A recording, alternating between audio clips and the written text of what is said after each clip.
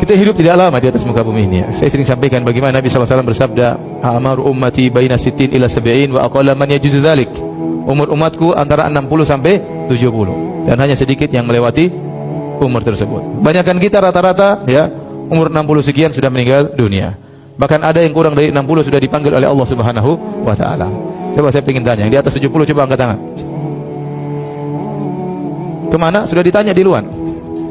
Sudah masuk alam barzah, sudah ditanya oleh malaikat. Coba yang di atas 60, angkat tangan. 1, 2, 3. Siap-siap ya. Yang di atas 50, angkat tangan. Sama, siap-siap juga. Ya.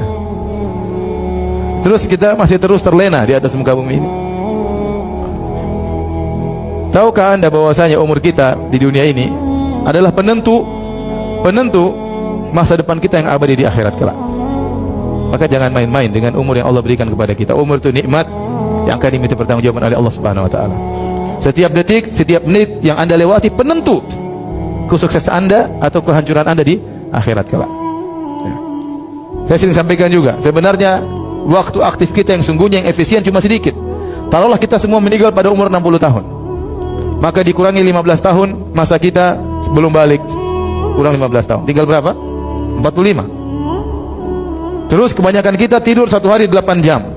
Kalau tidur satu hari 8 jam berarti sepertiga umur. Karena satu hari 24 jam. Kalau 60 berarti kurang 20. Berarti 45 kurang 20 tinggal berapa? Tinggal 25. Itu yang tidurnya 8 jam. Ada yang 11 jam, tergantung. Taruhlah kita tidur normal 8 jam, berarti umur kita sudah 60 kurang 15 kurang 20 berarti tinggal berapa? 25, tinggal sedikit, 25 tahun.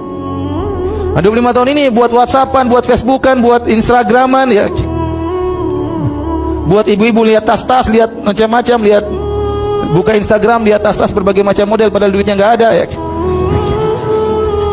Berapa habis waktu? Kapan kita membaca Quran? Kapan kita mau berbakti sama orang tua? Jadi sebenarnya waktu kita sebenarnya dunia cuma sedikit. Maka berhati-hatilah, jangan terpedaya. Saya tidak melarang kita bernikmat dengan dunia. Dunia tidak ada yang mengharamkan selama kita gunakan sesekali. Tapi kalau terus-terusan kita lalai, kita terpedaya ya. Umur kita cuma sedikit, padahal umur kita yang segini menentukan di alam barzah dan kemudian masa depan kita di akhirat kelak. Di alam barzah, kapan berapa lama antum akan di alam barzah? Kita tidak tahu. Antum masuk alam barzah meninggal, menunggu kapan hari kiamat, waktunya lama, bisa jadi lama. Nenek moyang kita ada yang sudah 1000 tahun di alam barzah. Dan bagaimana kondisinya di alam barzah tersebut berdasarkan 60 tahun waktu dia di dunia. Penentu di alam barzah. Bisa jadi di alam, sebagian orang di alam barzah sudah mungkin lebih daripada itu, sudah lama. Kemudian antum dibangkitkan di padang mahsyar yang kata Allah Subhanahu wa taala fi yaumin kana miqdaruhu 50 alfasana. Yang satu hari ukurannya seperti 50.000 tahun. Apa bandingannya 60 dengan 50.000 tahun? Setelah antum melewati fase alam barzah, antum disidang, dihisab, kemudian ditimbang, akhirnya masuk surga atau neraka. Dan itu abadi selama-lamanya. Selama-lamanya. Maka berhati-hatilah ya ikhwan, hidup kita tidak banyak ya. Semua itu ditentukan dengan 25 tahun efisien yang ada di yang kita hadapi sekarang ini. Maka saya ingatkan, setiap detik, setiap menit, setiap jam itu penentu masa depan antum di alam barzakh maupun di akhirat. Oleh karenanya pantas jika Utsman bin Affan radhiyallahu anhu kemudian menangis tatkala dia berada di pinggiran kuburan, dia merenungkan bahwasanya inilah ujian pertama. Sebelum ujian-ujian lain, kita akan menghadapi banyak ujian. Makanya Allah berfirman, laqad khalaqnal insana fi kabad. Sungguh kami telah ciptakan manusia dalam kondisi kabad, dalam kondisi susah payah.